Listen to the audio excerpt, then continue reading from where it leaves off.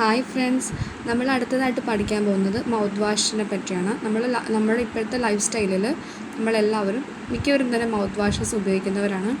Mouth washes ഉപയോഗിക്കുമ്പോൾ ഡോക്ടറിനെ consult ചെയ്തിട്ട് ഉപയോഗിക്കുന്നതായിരിക്കും നല്ലത് കേട്ടോ. അപ്പോൾ നമുക്ക് മൗത്ത് വാഷസ് എന്താണെന്ന് നോക്കാം.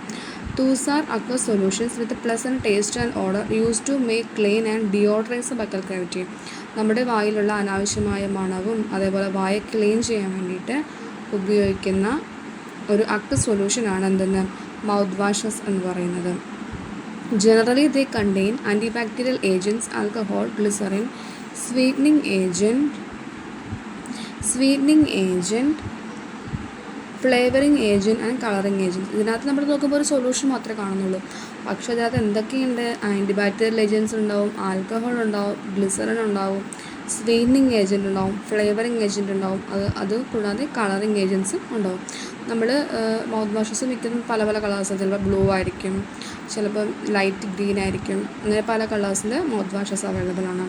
കണ്ടെയ്നേഴ്സ് എങ്ങനെയുള്ളതായിരിക്കും? Mouth washes are dispensed in white fluted കണ്ടെയ്നേഴ്സിലായിരിക്കും അത് ഡിസ്പെൻസ് ചെയ്യുന്നത്. അതിൻ്റെ ലേബലിംഗ് നമുക്ക് നോക്കാം. The label should clearly indicate the proper direction for diluting the mouth wash before use. നമ്മൾ മൗത്ത് വാഷസ് ഉപയോഗിക്കുന്നതിന് മുമ്പ് നമ്മളത് ഡൈലൂട്ട് ചെയ്യണം. അതേപോലെ തന്നെ also apply the secondary label for external use only.